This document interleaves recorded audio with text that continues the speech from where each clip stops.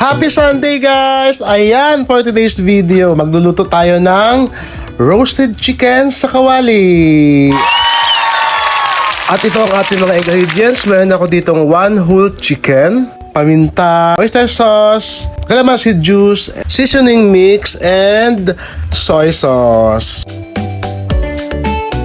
Ayan guys, ang una natin gagawin dito, hahatiin natin sa gitna ang chicken. Gagamit lang tayo nito ng kitchen scissor.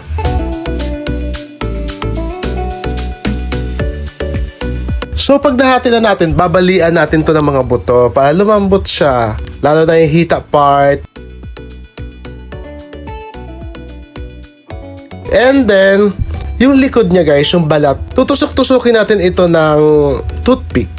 Ang purpose nito guys, para pumasok sa loob ng chicken ang ating mga pampalasa na ilalagay dito. Tapos, umpisa natin ilagay ang ating mga seasoning. Unahin natin ang ating seasoning mix, calamansi juice, paminta, oyster sauce, and then toyo.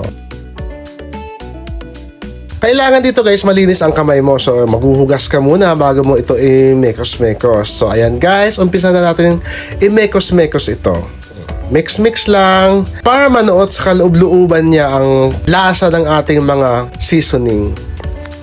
Pag na-mekos-mekos na, set aside lang guys for 1 hour to 24 hours. Ikaw bahala. Woo! Sa isang separate na bowl, maglalagay tayo dito ng 2 cups ng flour and then 1 cup ng cornstarch. 2 tablespoon ng ground black pepper, 1 tablespoon ng paprika. And then ang gagawin natin guys, imi-mix-mix lang natin ito using plastic gloves.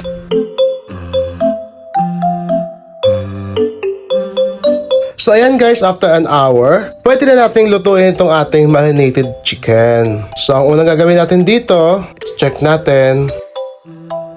And then, ilalagay natin ito sa ating flour.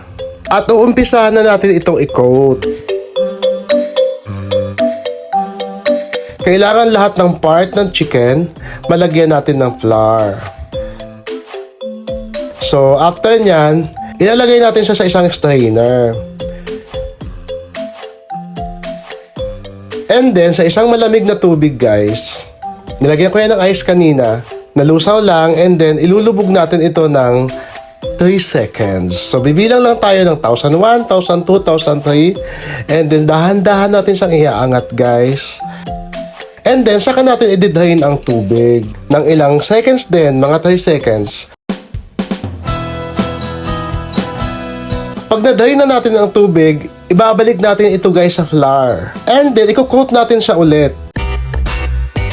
So, ganyan ulit guys, ang pagko-coat nito, kagaya nung kanina, lahat ng part ng chicken kailangan malagyan ng flour.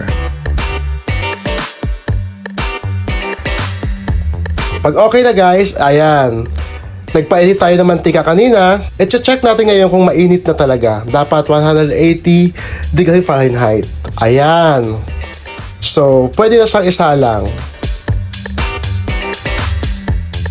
Dahan-dahan lang guys pag nagsalang kayo ng ganitong chicken dahil Diyos ko po kapag kayo natalsikan ng mantika naman, tuklap po ang balat nyo.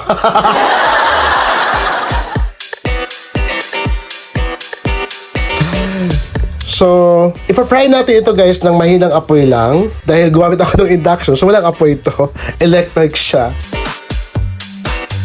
8 minutes natin itong isasalang sa kabilang side. And then, babalik tayo natin after 8 minutes, 8 minutes ulit.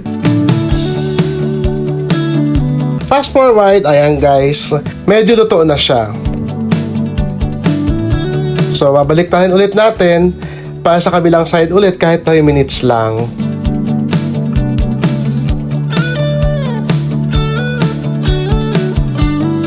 And then, babalik tayo natin ulit ng 3 minutes. Pagkatapos niyan, guys, lalagay na natin siya sa strainer. Ididahil natin ang excess oil ng mga 1 minute. And then, sa mainit na mantika, sa malakas na apoy, kung apoy ang ginagamit nyo, sasalang natin siya ulit, guys, ng mga 2 minutes. kabilaan. So, 2 minutes sa kabila, babalik pa rin 2 minutes sa kabila ulit para maging crispy siya, guys. So, ibabalik na natin sa strainer. Ready to serve na yan. Kailangan lang madahin yung oil. And then, voila! Ayan ang ating roasted chicken sa kawali.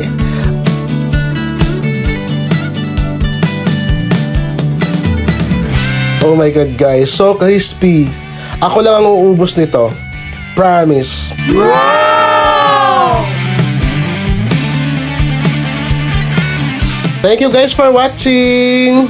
Sana nagustuhan nyo ang aming luto today. Happy weekend! Please like and share naman dyan. Thank you!